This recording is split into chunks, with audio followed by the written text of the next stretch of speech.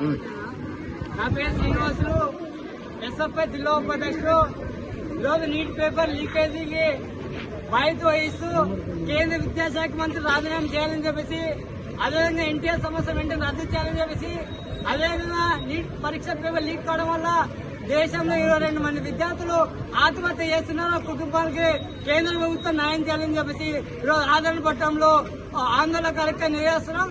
కాబట్టి ఇప్పటికైనా కేంద్ర ప్రభుత్వం స్పందించి కేంద్ర విద్యాశాఖ మంత్రితో రాజీనామా చేయించాలని చెప్పేసి ఈ దేశ ప్రధాని నరేంద్ర మోడీ గారికి విజ్ఞప్తి చేస్తాం. అదేవిధంగా బీజేపీ ప్రభుత్వం అధికారంకి వచ్చిన తర్వాత 2014 నుండి నాటి నుండి నీటి వరకు దాదాపుగా 42 పరీక్ష పత్రాలు లీక్ కావడం జరిగింది. ఈ తీవ్రమైన ఒత్తిడి గురవుతున్న విద్యార్థులు ఈ 42 పరీక్ష పత్రాలు లీక్ అయితే ఒక చర్యలు తీసుకోవడం లేని పరిస్థితి మనకు కనబడుతుంది. కాబట్టి ఇప్పటికైనా నరేంద్ర మోడీ గారు స్పందించి కేంద్ర విద్యాశాఖ మంత్రులు రాజీనామా చేయించి ఆ కుటుంబాలు న్యాయం చేయాలా. అదేవిధంగా ఏదైతే నీటి విద్యార్థులు న్యాయం చేయాలని చెప్పి ఢిల్లీ నడిగొట్టిన శాంతియుతంగా దీక్ష చేస్తున్నటువంటి విద్యార్థుల్ని మేధావులు ఈ రోజు పోలీసు యంత్రాంగం ఉపయోగించుకొని ఈ రోజు వాళ్ళ పైన లాఠీ చార్జ్ చేస్తున్నాడు. మేము కోరికలు కోరుకుంటున్నావా?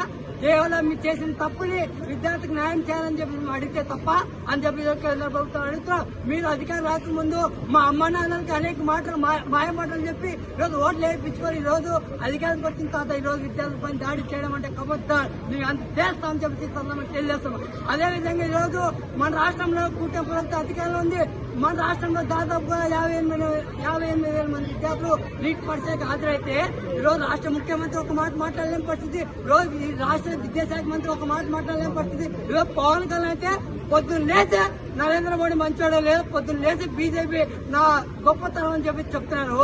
ఈరోజు 58,000 విద్యార్థులు పరీక్ష రాసి నష్టపోతుంటే ఎందుకు మాట్లాడు పవన్ కళ్యాణ్ గారు అని చెప్పి ఈరోజు ఎస్ఎఫ్ఐకి అడుగుతున్నారు. కాబట్టి పవన్ కళ్యాణ్ గారు ఇప్పటికైనా స్పందించాలా, నీటి విద్యార్థి న్యాయం చేయాలని తెలుసా. ఈరోజు ఈ రాష్ట్ర ముఖ్యమంత్రి కేవలం ఆత్మపట్నంలో చిన్న ఘటన శివలం జరిగిన ఘటన పైన నువ్వు స్పందించావు, సంతోషమే, మేము దాన్ని కాదంటలేదు. ఈరోజు నీటి విద్యార్థులు ఏం పాపం చేశారు, ఎందుకు మీరు మాట్లాడడం లేదు? ఈరోజు దేశంలో రాష్ట్రంలో 58 మంది విద్యార్థులు పరీక్ష హాజరైతే కేవలం ఆ విద్యార్థులు ఎంతో ఒత్తిడి గురవుతున్నారు. ఈరోజు ఒక పిలుపుకి ఈరోజు అనేక మంది విద్యార్థులు ఈరోజు వచ్చారు. కాబట్టి ఇప్పటికైనా రాష్ట్ర ముఖ్యమంత్రి స్పందించి రేపు దేశవ్యాప్తంగా జరుగుతున్న బంద్కు మీరు మద్దతు ప్రకటించాలా.